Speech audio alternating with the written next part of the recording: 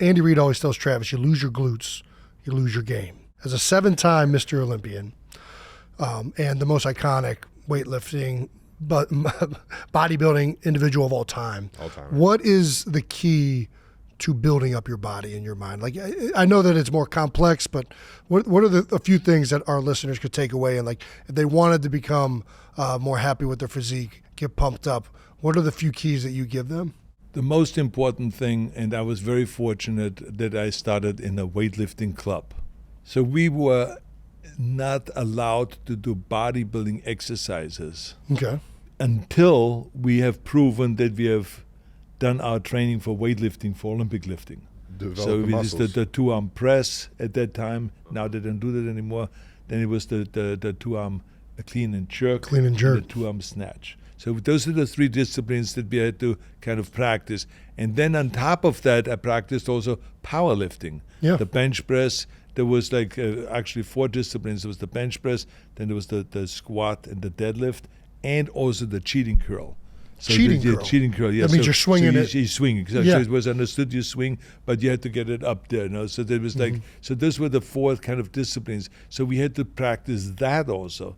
And when that was done, then you could go and do some chin-ups and do some incline bench presses or some flies or some pullover exercises and curls and stuff like that for bodybuilding. So that was the deal. So I was lucky because in weightlifting, you do the very basic exercises, the deadlift. So that's why I went all the way up to 710-pound deadlift. God damn. And then the bench press and the bench press. So I did all the basic lifts, bent over rowing, you know, the squats, the bench press, the incline press, all of those things, that the squat, that were very, very important to build the basics of the body. Compound movements, big movements. Then when that is done, and you have deltoids, and you have pectoral muscles, and you have a huge chest and lats and the back, now you go and start chiseling away, because now it's about the perfection.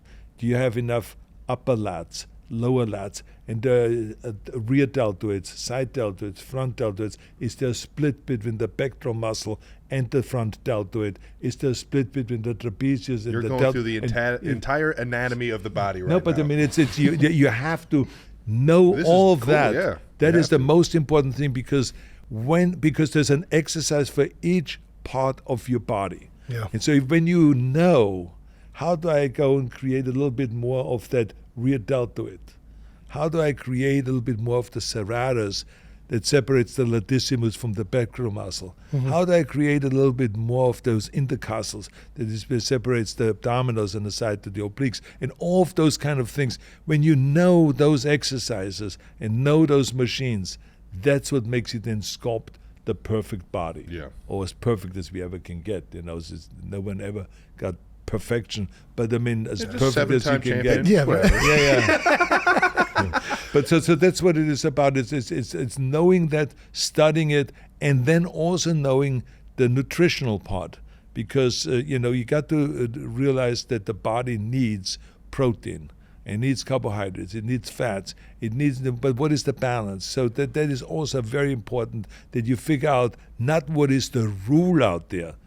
So that's important to know what's the rule, but that's not the only thing that's important. You got to figure out also what is it that is working for you. Right. Because what works for you may not work for you. Yeah. You see what I'm saying? So people try to copy each other.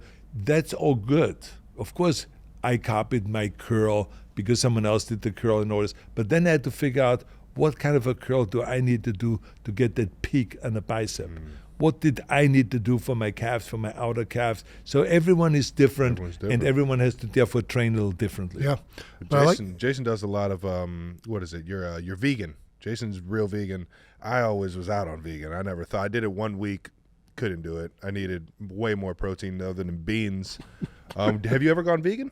I have cut down my meat intake by around 70%. And the one that talked me into it was Jim Cameron. He's vegan, 100% vegan, and he has tremendous energy. And so I think it works, because when you get older, then doctors always will tell you, especially if you have a heart condition, so they will always tell you, I said, look, cut down on your meat intake, cut down on your meat intake. And so I did. I started, just eating mostly vegetables, and at night having a soup or some cucumber salad or something like that, rather than having chicken or having meat or steak. But I still love my steak. It's pretty I hard to still quit. go out there and every so often make my barbecued steak.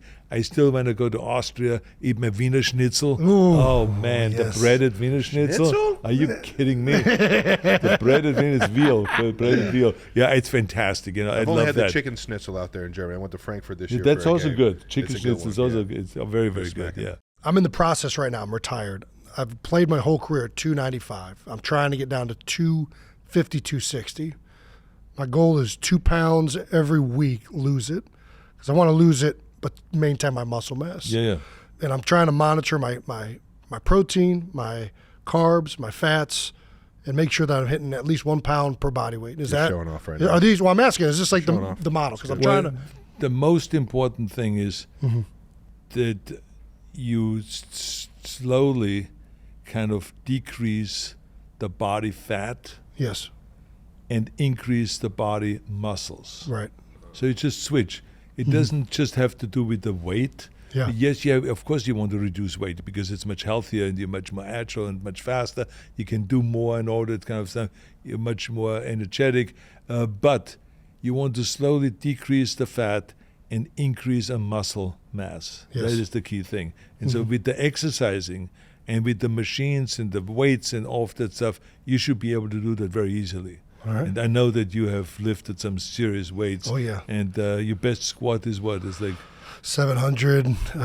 Some. I haven't done it in a long time. yeah, but I mean that's Yeah. some serious weight. I Yeah, mean, yeah. So you're talking about My body would break. Don't even look at me. No, but I mean, you guys, both of you lift a lot of weights, and so it should be easy to go and do. You don't have to lift heavy. Yeah. That's the key thing, because remember, at a certain age, you start getting into this wear and tear of the joints. So it's Counterproductive. unnecessary because you're not competing. Right. So it's unnecessary to go and try to outdo the lifting and all that stuff. I'd rather see you doing 12, 15 reps an exercise Band and doing workouts. it as strict as possible, and to do many, many reps and many sets, and to do it the right way, and to gain the muscle size rather than to just torture yourself and to have injuries and all that. That time I'm in should on be that. over for you. We're Yes, smarter than yes. harder, man. Yeah.